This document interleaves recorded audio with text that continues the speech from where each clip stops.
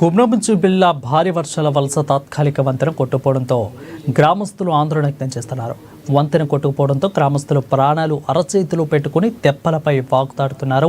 గత 18 ఏళ్లకు పైగా వంతెన పూర్తి కాకపోవడంతో తీవ్ర ఇబ్బందులు ఎదుర్కొంటున్నామని అన్నారు. పంట పొలాలకు వెళ్లాలన్నా, జిల్లా కేంద్రానికి వెళ్లాలన్నా చిన్న అవసరం వచ్చినా కూడా పెద్ద వాగు దాటాల్సిందేనని గ్రామస్తులు వాపోతున్నారు.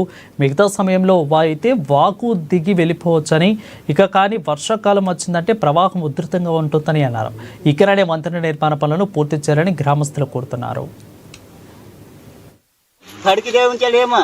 కేరళలో ఉన్నాం అన్నట్టు పడవల పోకట. మాది కుమ్రంభీం జిల్లా. మా ఊరు గుండి అంటే జిల్లాకు 3 కిలోమీటర్లు మా ఊరు నుంచి వెళ్ళి ఆస్వాదం చూస్తే మాకు కళ్ళకు కనిపిస్తుంది. దూరమేం కాదు, లైట్లు కనిపిస్తాయి, ఉన్న బిల్డింగ్లు కనిపిస్తాయి. కానీ మేము రావాలంటే అట్లా తిరిగి 30 కిలోమీటర్లు తిరిగి రావాలి. ఫోన్ 100 వ్యత్యస్తోమత లేక మేము మా విలేజ్ నుంచి వెళ్ళి ఆస్వాదం రావడం కోసం నాటు పడవల పైన ప్రయాణం చేస్తాం. నాటు పడవలని అంటే థర్మాకోల్ షీట్స్తో చేసినవి, అంటే అంత సేఫ్ కాదు, మన బోటింగ్ కాదు. మాకు ప్రతి ఏ అవసరం ఉన్నా కూడా మేము ఆస్వాదం రావాలి కనుక మాకున్న సిచ్యువేషన్లలో మేము ఆడికి వెళ్ళాలి అంటే మా ప్రాణాలు అరచేతిలో పెట్టుకుని పోయినట్టే.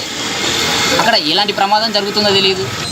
వర్షాకాలంలోనే కాలేజీలు స్టార్ట్ అవుతాయి.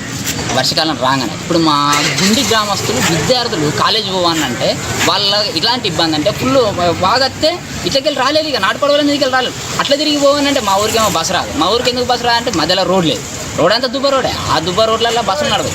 5 కిలోమీటర్లు కనర్గాం వరకు నడిచి వెళ్ళి అక్కడి నుంచి వెళ్ళి బస్సులు ఇడికి రావాలి. వాళ్ళ ఇబ్బంది అట్లా. కొంచెం వాటర్ తక్కువ ఉండి నాటు పడవల పైన ప్రయాణం అంటే వాళ్ళ ప్రాణాలని అరచేతిలో పెట్టుకుని పోయినట్టే. సరే, కాలేజ్ స్టూడెంట్స్ ఆ విధంగా ఉంటాయి. పెద్దలదైనా అదే పరిస్థితి, వృద్ధులదైనా అదే పరిస్థితి, చిన్న పిల్లలదైనా అదే పరిస్థితి. చిన్న ఆసుపత్రి కానించడం మొదలుకుంటే ప్రతి ఒక్క ప్రాబ్లం మాకు ఆసుపత్రికి అయితేనే క్లియర్ అవుతుంది.